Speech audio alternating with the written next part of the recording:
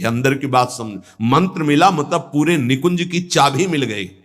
बीज मंत्र इसी को कहे, इसी से पूरा निकुंज रूपी वृक्ष प्रकाशित हो जाएगा।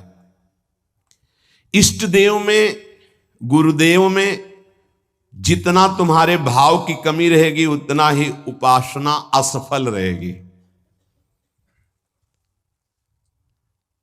जब अपने इष्ट देव के पास कोई जाता है, जैसे यहां से कोई बोले कि बरसाने जाए, हे सुनो श्री जी को हमारी भी दंडवत कर, अहो भाग्य आपके कि आप श्री जी के दर्शन करने जा रहे, हमारी दंडवत कह देना, हमारी स्मृति, हमारी भी अर्जी लगा देना। कोई आपका है, ईर्ष्या तो नहीं होगी ना, द्वेष तो नहीं होगा, उसके प्रति जलन का भाव तो नहीं होगा कि तो श्री जी के दर्शन के लिए जा रहा है। ऐसे ही यदि हमें गुरुदेव से प्रेम है और हमें दिखाई दे रहा कि गुरुदेव इनको ज्यादा प्यार कर रहे हैं, तो हमारा उससे ज्यादा प्यार हो जाएगा। आपके हो भाग्य, कभी हमारी भी स्मृति दिला देना, गुरुदेव को यह प्रदान कर देना। गुरुदेव, उसके अंदर द्वेष तो नहीं आएगा, जलन तो नहीं आएगी। जब मनुष्य बुद्धि होगी तब जलन होने लगेगी, तब ईर्ष्या जागृत हो जाएगी। नापना चाहिए अपने हृदय में कि गुरुदेव के प्रति मनुष्य बुद्धि का लक्षण है, साधु बुद्धि का लक्षण है, या साक्षात पर ब्रह्म का लक्षण है। इतनी गोपी जन थी, क्या किसी को किसी के प्रति ईर्ष्या थी क्या? एक साथ बैठकर सब कात्यायनी की उपासना, एक साथ यमुना स्नान, एक साथ अनुष्ठान श्री कृष्ण को प्रीतम रूप में प्राप्त करने का। ऐसे सहस्त्रों उपासक, सही पूछो तो इतना भी अंतर नहीं, सबके प्रति प्रभु का समान प्यार है, गुरुदेव का, प्रभु का। पर जो जितना प्रभु मानेगा, जितना अपनापन करेगा, वो दूर रहकर भी अनुभव करेगा कि गुरुदेव का, इष्ट देव का हमारे प्रति सबसे अधिक प्यार है। यह सबको अनुभव होगा। यदि आप पवित्र हृदय से, भगवत भाव से, तो आपको यह अनुभव होगा कि देखो, देखें या ना देखें, बोले या ना बोले, मिले या ना मिले, लेकिन मेरा हृदय कहता है कि गुरुदेव, इष्ट देव सबसे ज्यादा मुझे प्यार करते हैं। ये भगवत भाव में रहता है। इष्ट देव और गुरुदेव की परिपूर्णता के भाव में जितनी कमी रहेगी, उपासना उतनी कच्ची रहेगी। इष्ट देव गुरुदेव की परिपूर्णता में, इष्ट देव में कभी एक देशीयता का भाव नहीं रहना चाहिए। मेरे इष्ट देव सर्वत्र विराजमान है, तभी सच्चिदानंद भाव पूर्ण होगा। मन उपासना किए बिना नहीं रह सकता, इसका स्वभाव है उपासना करना।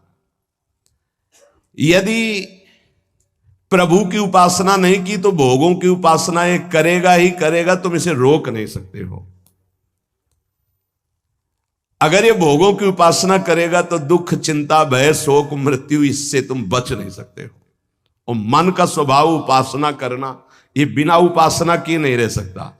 यदि प्रभु की उपासना नहीं की तो विषय की उपासना करेगा, इसलिए बचाओ इसको विषय उपासना से और प्रभु की तरफ लगा दो।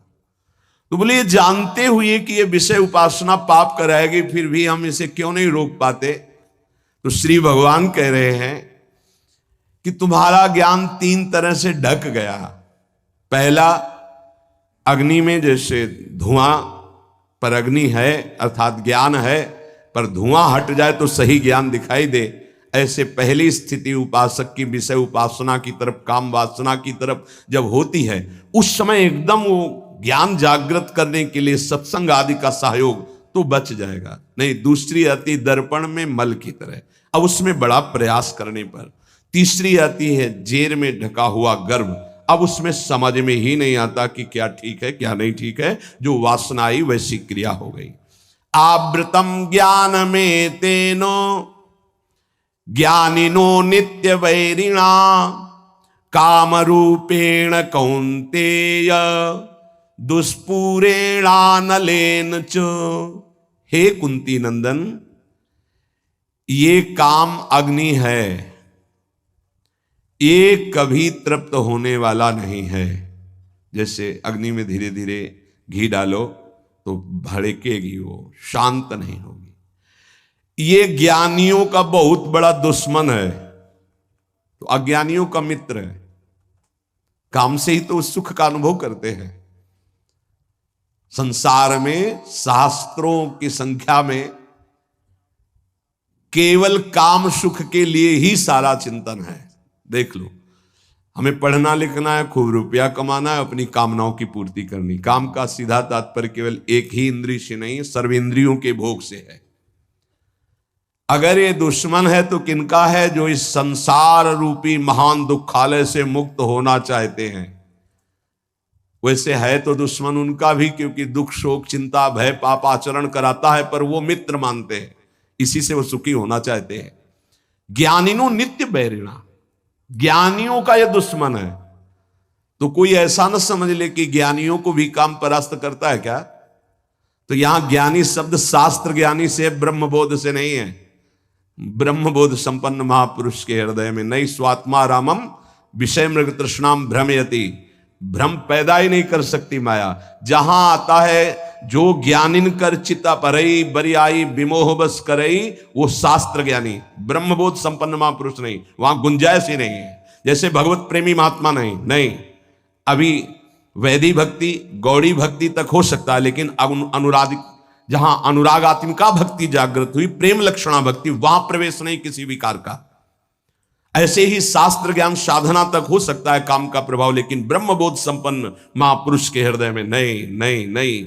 ऊसर बरसई तृण नहीं जामा, संत हृदय जिम उपज न कामा। भगवान कह रहे हैं दुष्पूरेणा नलेन च, ये कभी पूर्णता नहीं होती काम में। अग्नि में घी की आहुति सुहाती सुहाती डाली जाए तो कभी वो बुझेगी नहीं, बढ़ती चली जाएगी। ऐसे ही कुछ लोग सिद्धांत कहते हैं भोग से योग। भाई शास्त्र तो आज्ञा नहीं करता ऐसा। न जातु कामः कामानाम उपभोगेन साम्यति हविषा कृष्ण वर्तमेव भूय एवाभिवर्धते। कभी काम भोग से कामनाओं की शांति नहीं होती और बढ़ती है जैसे आग में घी डालने से। कलयुग है, बड़े सिद्धांत चलेंगे। कलयुग में शास्त्र विरुद्ध आचरणों की बाढ़ आ जाएगी। शास्त्र सम्मत चलो, परिपक्व अवस्था आएगी तो सिद्ध हो जाओगे। सिद्धों का नाटक न करे, नहीं तो माया जब अपना नाटक खड़े करेगी तो आप टिक नहीं पाओगे। और जो सिद्ध हैं उनके आगे से लजाकर भाग जाती माया, अपना कोई प्रभाव नहीं दिखा पाती। नाटक मत करो, ईश्वर की माया बड़ी प्रबल है, डरते रहो। जब परिपक्व अवस्था आ जाएगी तो भ्रम ही खत्म हो जाएगा। आजकल नए नए सिद्धांत बनाए जाते, नई नई बातें प्रकट की जाती हैं। ये समझ में नहीं आता कि शास्त्र सम्मत आचरण करने वाला महापुरुष ही सिद्ध होता है, शास्त्र विरुद्ध आचरण करने वाला नहीं। जिस समय माया ये देखेगी कि तुम मायापति के भी ऊपर सिद्ध हो गए हो, फिर वो जब प्रश्नवाचक चिन्ह खड़ा करेगी तो फिर नहीं निकल पाओगे।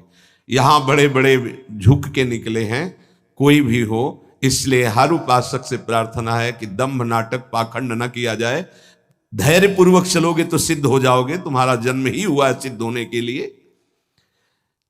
कभी भोगों से योग की प्राप्ति नहीं होती। जगत गुरु भगवान श्री कृष्ण से बढ़कर कोई ज्ञानी नहीं है।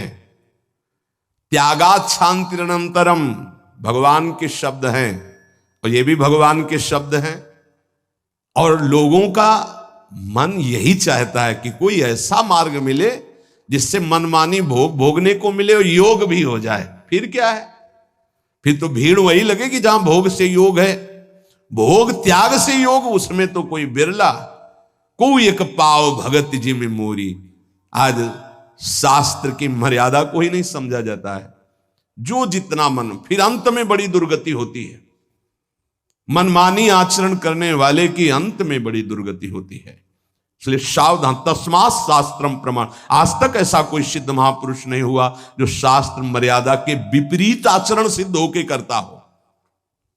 साधन काल में शास्त्र मर्यादा से चलने वाला ही सिद्ध होता है, तो उसका स्वभाव शास्त्र मर्यादा बन जाता है। बड़े बड़े महापुरुषों के दर्शन हुए, कभी शास्त्र मर्यादा के विपरीत आचरण नहीं हुए। वृंदावन में भी, गंगा किनारे भी एक से एक महान सिद्ध पुरुष। शास्त्र मर्यादा के विपरीत आचरण कभी सिद्ध नहीं होता। शास्त्र आज्ञा कर रहा है, भगवान आज्ञा कर रहे हैं कि दुष्पूरेणा नलेन च, कभी भोगों से शांति नहीं प्राप्त हो सकती। कामना जितनी भोग भोगते जाओगे उतनी बढ़ती चली जाएगी, तृप्ति नहीं होगी। कामना अग्नि की तरह है, जितना भोग भोगते जाओगे उतने ऐसे घी डाल रहे हो, वो बढ़ती चली जा रही। भोग भोगोगे, भोगों के संग्रह करने की इच्छा बढ़ती चली जाएगी, भूख बढ़ती चली जाएगी। और इतना तुम समझ लो, तुम चैतन्य हो और भोग जड़ है, कभी तुम्हारी तृप्ति नहीं हो सकती। जड़ से कभी तृप्ति नहीं हो सकती। ये जड़ शरीर है और तुम चैतन्य हो, चैतन्य की जड़ से कभी तृप्ति नहीं हो सकती। इसलिए जैसे 100 रुपए की कामना हो, 100 मिल जाए तो 1000 की 1000 हो तो लाख की लाख की, करोड़ करोड़ की, अरब की, और ऐसे अरबों खरबों बन जाए तो भारत का नंबर 1 धनी। फिर विश्व में कितना बोले, अभी तो 10वां नंबर है, नहीं 1 नंबर में। ऐसी वासना बढ़ती चली जाती, कभी तृप्ति नहीं होती। जब उपासक इस बात को समझ जाता है कि जितनी जिसकी बड़ी वासना उतना वो बड़ा गरीब है। देखो शास्त्र में गरीब किसे कहते हैं? जिसकी जितनी बड़ी मांग है। एक आदमी 100 रुपया मिला, तृप्त हो गया, छोटा गरीब है ये। एक आदमी 1 करोड़ भी मिला, उसको तृप्ति नहीं, ये बड़ा दरिद्र है, ये बड़ा गरीब है। क्योंकि दरिद्रता भूख, उसकी बड़ी भूख हो गई है। धन की जितनी भूख बढ़ जाती है उतना ही वो दरिद्र माना जाता है। देखो ना, चाह गई चिंता मिटी, मनुआ बेपरवाह, जिनको कछु न चाहिए वो साहनपति शाह, वो शहनशाह के भी शहनशाह, वो दरिद्र नहीं गरीब नहीं। 7 गांठ कौपीन में इंद्र बापुरो कौन। देख लो, गरीब कौन? जिसके धन की बड़ी चाह बढ़ गई है। वास्तव में धन नहीं बाधक है, धन की चाह बाधक है।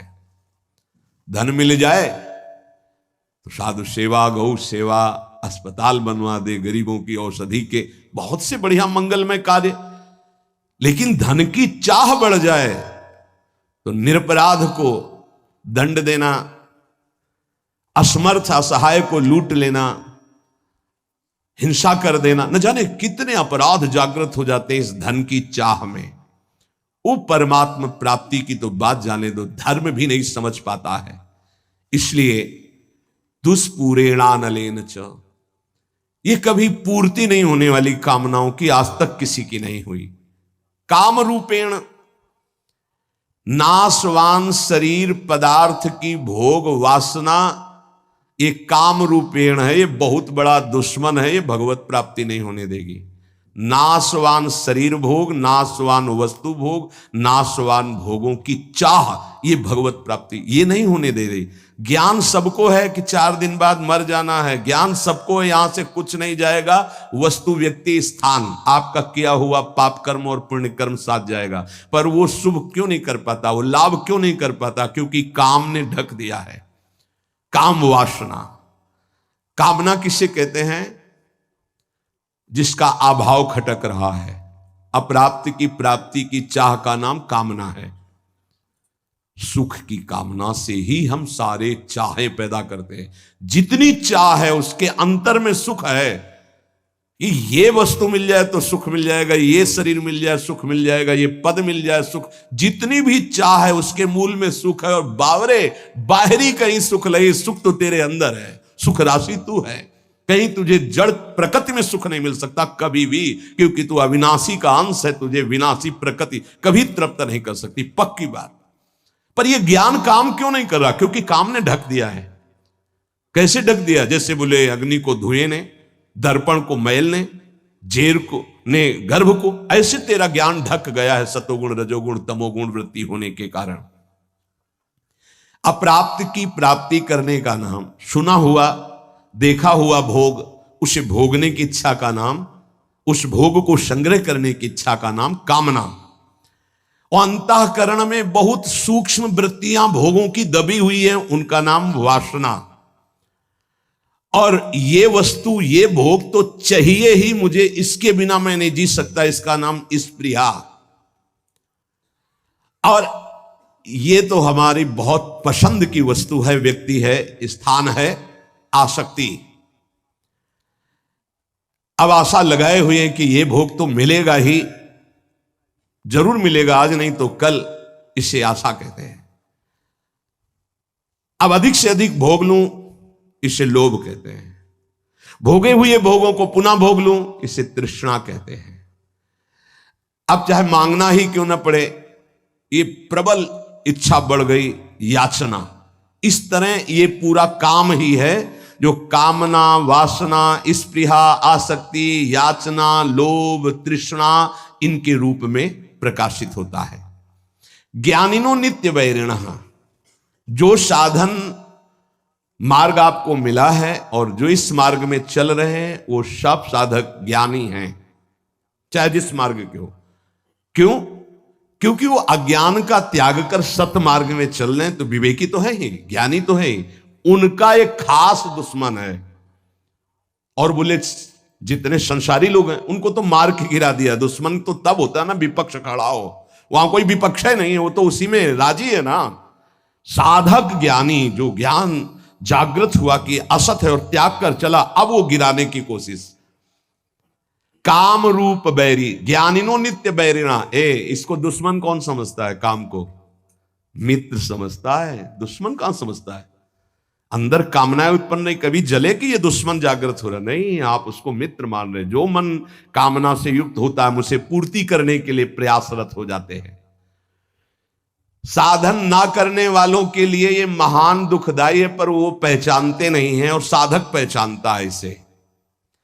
भगवान स्वयं कह रहे हैं कि जो विवेकशील मेरी साधना प्राप्ति में लगा है उसका ये नित्य बैरी है। प्रतिपल ये कष्ट देने वाला काम है, यही भगवत प्राप्ति नहीं होने देता। जहां काम तहां राम नहीं, जहां राम नहीं काम, ये एक साथ नहीं रह सकते। अभी काम है, कामना, इसीलिए अंदर भगवत साक्षात्कार नहीं हो पा रहा। ये कामना बहुत बड़ा शत्रु है साधक का। ये उत्पन्न होकर के ज्ञान को ढक देती है, और जहां काम आवे, कामना आवे, तो बस साधक को डर जाना चाहिए कि कोई ना कोई आफत टूटेगी, अब खतरा होगा, कोई न कोई फसाव फंसेगा। विषय चुगा जिन चुगे मन, चुगत कछुक सुख होए, फिर फांसी ऐसी लगे तेई सम दुख न कोई। आएगा कोई ना कोई दुख आएगा, आपत्ति आएगी, विपत्ति आएगी। जो परमार्थ मार्ग के साधक हैं, महान पद पर आरूढ़ होना चाहते हैं, उन साधक को ये काम भ्रष्ट करने के लिए चुनौती देता है। ये चुनौती स्वीकार करके, जीत करके ही कोई परम पद पर आरूढ़ होता है। ध्यान रखना, है कोई साधारण मार्ग नहीं है। परिणाम में भयंकर दुख प्रदान करने वाली ये काम वृत्ति है, इसीलिए नित्य दुश्मन है साधक का।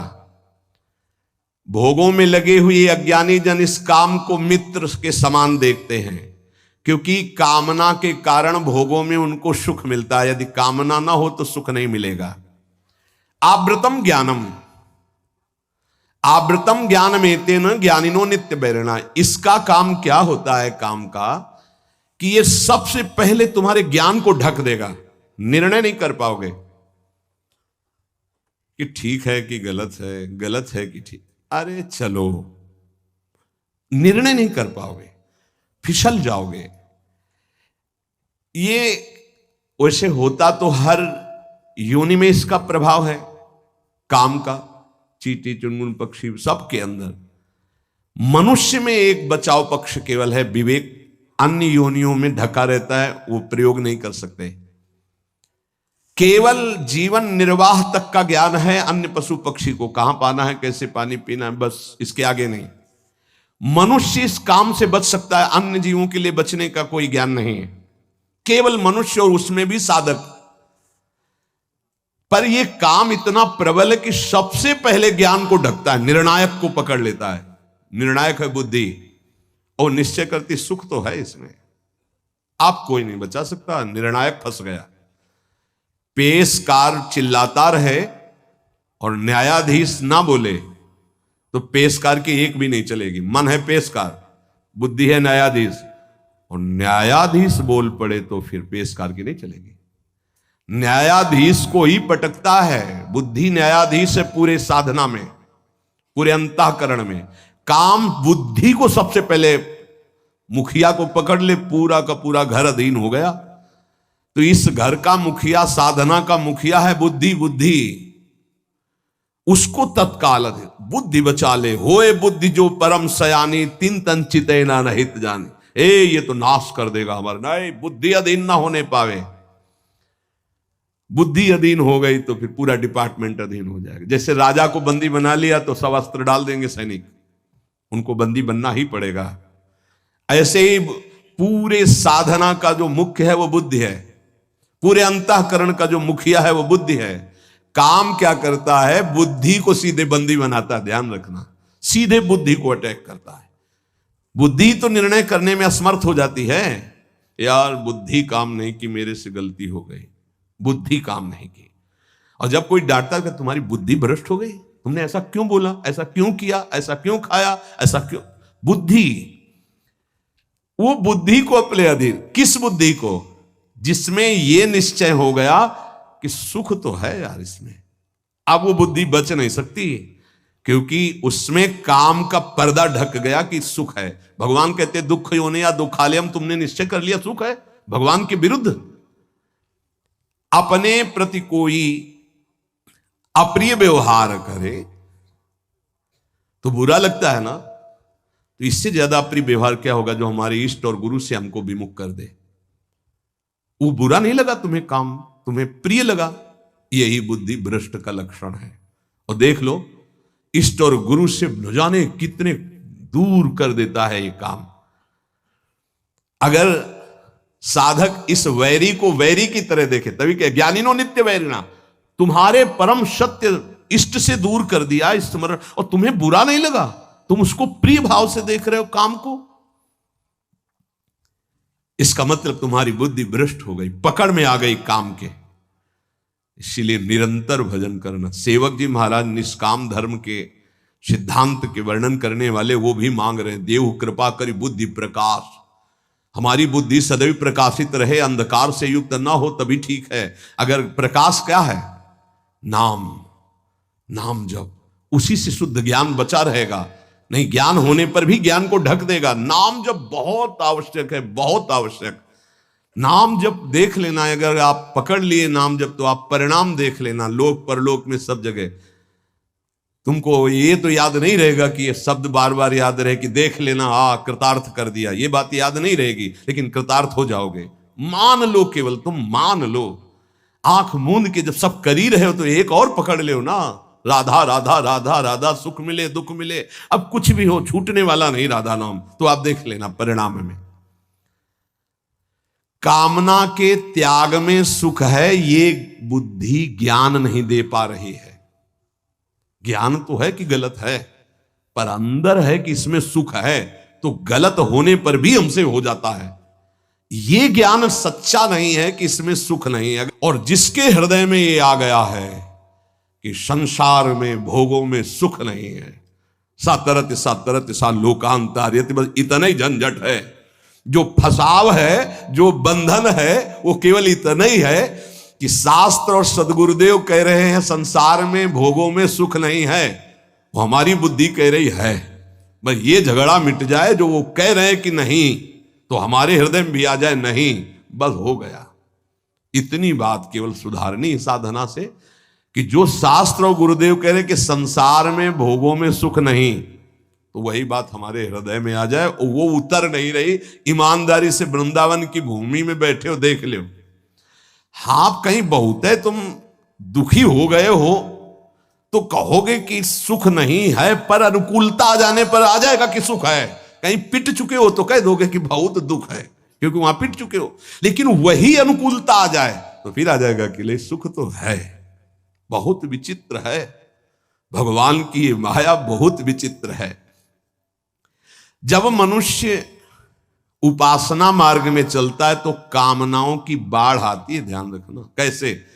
जैसे किसी दुश्मन को गिरा दिया है, वो पड़ा है तो आराम से बैठा हुआ, उसको कोई दिक्कत नहीं क्योंकि पड़ा है।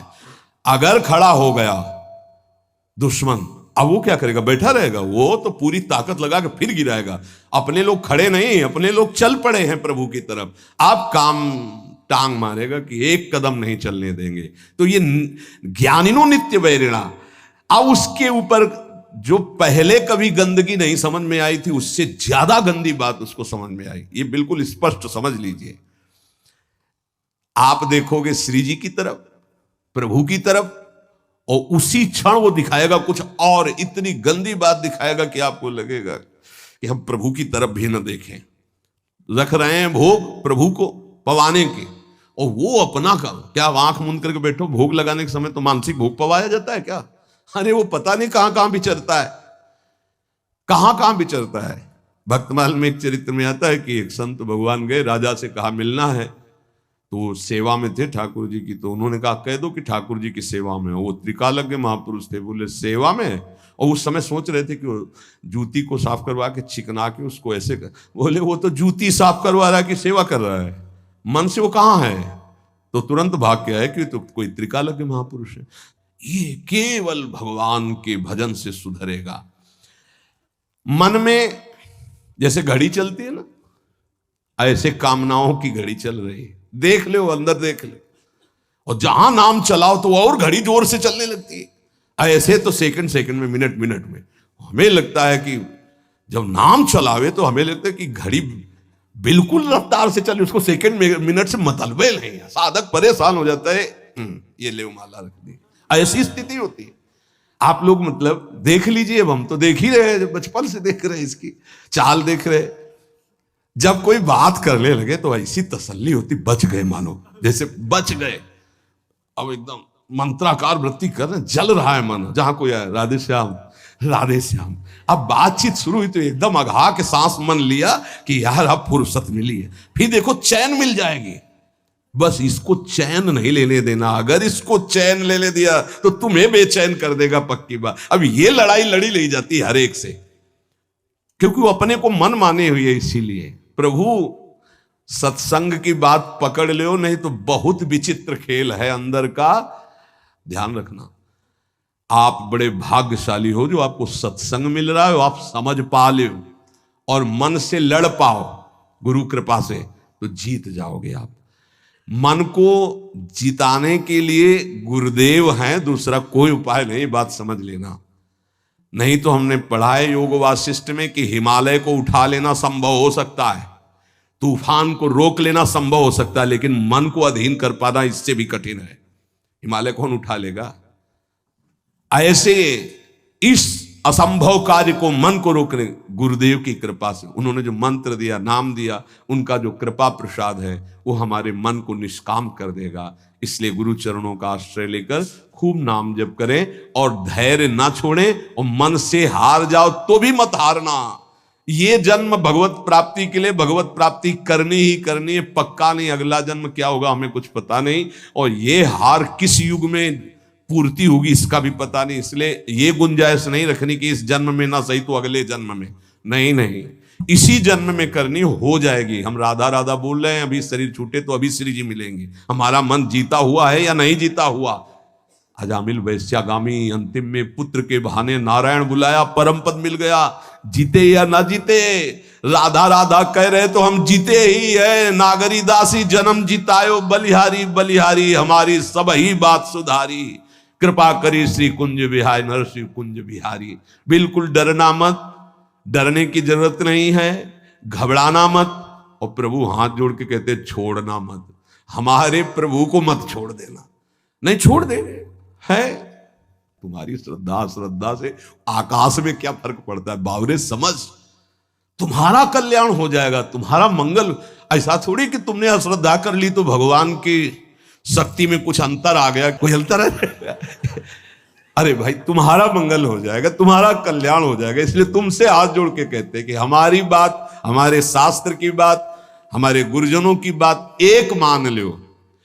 भगवान चाहे जितनी विपत्ति दे, दुख दे, प्रतिकूलता दे, एक तो वो देते नहीं, हमारे कर्मों का परिणाम आता है। पर हम आपको भाव से कहते हैं, देखना है हर जन्म में सब खेल चुके, एक जन्म में प्रभु के नाम का जुआ खेलना है। देखते हैं हार होती है या जीत, या तो बाद में जिद्दी स्वभाव रखना है कि इस जन्म में नाम नहीं छोड़ेंगे, अब कुछ भी हो जाए। अगर हमको मन हमारे गलत चेष्टा में ले जा रहा है तो हम बोलते हुए जाएंगे राधा राधा राधा राधा। देख लो, हर हार गले की विजय हार बन जाएगी हमारी बात। अंतिम बात मान लेना, हर हार जीत का हार बन जाएगा यदि जिभ्या से राधा राधा। देख लेना, बात मान लो, छाती की बात कहते हैं। इस माया से जीतना बहुत कठिन विषय है। बातें बना लेना बहुत सरल है, प्रवचन कर लेना बहुत सरल है, आचरण में उतारना बहुत कठिन है। कैसे जीते? राधा राधा राधा। जिधर जा रहे हो घसीटते वायु ले जा रही है तो हम छोड़ेंगे नहीं तुम्हें। नरक चलेंगे तो राधा राधा, स्वर्ग चलेंगे तो राधा राधा, परम पद तो राधा राधा। अर्थात हमारी बात समझो, कुछ भी आप तुम्हें नहीं छोड़ेंगे। गले पड़ गए कहीं भी, अरे हम वो नहीं छोड़ सकते तो तुम्हें कैसे छोड़ सकते? पर ऐसी बुद्धि, प्रभु को छोड़ देंगे और कुछ नहीं छोड़ पाएंगे। ये ना करो प्रभु। हम आपको इसीलिए इतनी बात जो नहीं पूरी व्यक्त रूप से कहनी चाहिए। असत मार्ग में कैसे जा सकते? हम कह रहे हैं हवा चली है, घसीट के ले जा रही है, तो हमारे जब कदम उधर चल पड़े तो हम आपको नहीं छोड़ेंगे। नहीं, लोग नहीं कहते अब तुम्हें बख्शेंगे नहीं, तो अब हम प्रभु को नहीं बख्शेंगे। पक्की बात है, हमें बहुत सताया है आपकी माया ने, अब हम तुम्हें नहीं बख्शेंगे। कैसे? तुम्हें नहीं छोड़ेंगे। बख्शने का मतलब क्या? नहीं कहते बख्श दो, छोड़ दो, प्रभु छोड़ दो। अब हम आपको नहीं छोड़ेंगे। ये हमारी ये बात हृदय से मान लेना। जो कुछ छोड़ पाओ, ना छोड़ पाओ तो इनको मत छोड़ो भाई। वो तो छोड़ ही नहीं पा रहे हो तो इनको काहे को छोड़ रहे हो? और सब ये गलती कर रहे हैं कि और कुछ छोड़े ना छोड़े, इनको जरूर छोड़ देते। हम प्रार्थना करते हैं इनको मत छोड़ो। राधा राधा राधा, जीत जाओगे। प्रभु बड़े कृपालु हैं, वो जिता देंगे हमें। हमारी सामर्थ्य नहीं काम क्रोध पर विजय प्राप्त कर। बहुत जोर का योद्धा है, बड़े बड़ों को एकांत में रोना पड़ा है। इसलिए आप तो समझ ही रहे होगे हृदय की दशा देख के। अब हमको वृंदावन की भूमि में बैठ के नियम लेना है कि हम कुछ छोड़ पाए या ना छोड़ पाए, ये तो वादा नहीं करते प्रभु, क्योंकि सामर्थ्य नहीं दिखती। लेकिन आपको नहीं छोड़ पाएंगे, पक्की समझो, हृदय की बात है। हे प्रीतम, हम जहां जाएंगे अब घसीटेंगे आपको भी, साथ में ले चलेंगे। बस ये पकड़ लो तो वो जाने नहीं देंगे। और जब उनको छोड़ देते हो तो बात है। इसीलिए हम लोग सुहाग भरे घूमते हैं। ये देखो, ये मंगल सूत्र है, ये जो कंठी है ये मंगल सूत्र, ये जो है ये सुहाग है कि अब हम कैसी भी हैं तो आपकी, जहां जाएंगी तो आपके साथ हम हैं, हमारे साथ आपको रहना होगा। ये कौन से हैं बाबा जी? बोले राधा वल्लभ जी के बाबा जी। फंसो महाराज, जय होगी तो आपकी और पराजय होगी तो आपकी। अब केवल आप ही हमारे हैं, अब आपको नहीं छोड़ने वाले। हर स्थिति में राधा बोलेंगे, हर स्थिति में आपको साथ रखेंगे। खान पान, उठते बैठते कभी आपको छोड़ने वाले नहीं। ये इतनी बात पकड़ लो, हम तुम्हें सहज भाव में कह रहे हैं। जो छूट रहा है असत आचरण, बड़ी कृपा है भगवान की। यदि नहीं छोड़ पा रहे तो मेरे प्रभु का नाम मत छोड़ना। अहो वत्सोपस्तो गरीयान यद्यभ्यागे वर्तते नाम तुभ्यम। यदि नाम चल रहा है तो परम पद निश्चित मिलेगा। आप हमारी विश्वास पूर्वक बात मान लीजिए। नाम हाँ मंगल मोदमय है। और क्या जाता है? हम कह रहे हैं मन नहीं लग रहा तो राधा राधा राधा राधा राधा राधा, जहां जो मिल रहा है खा रहे हैं राधा राधा, जहां कदम चल रहे राधा राधा। आपको नहीं छोड़ना, कुछ छूटे या ना छूटे। ये बात बैठा लो यार, बैठ जाएगी।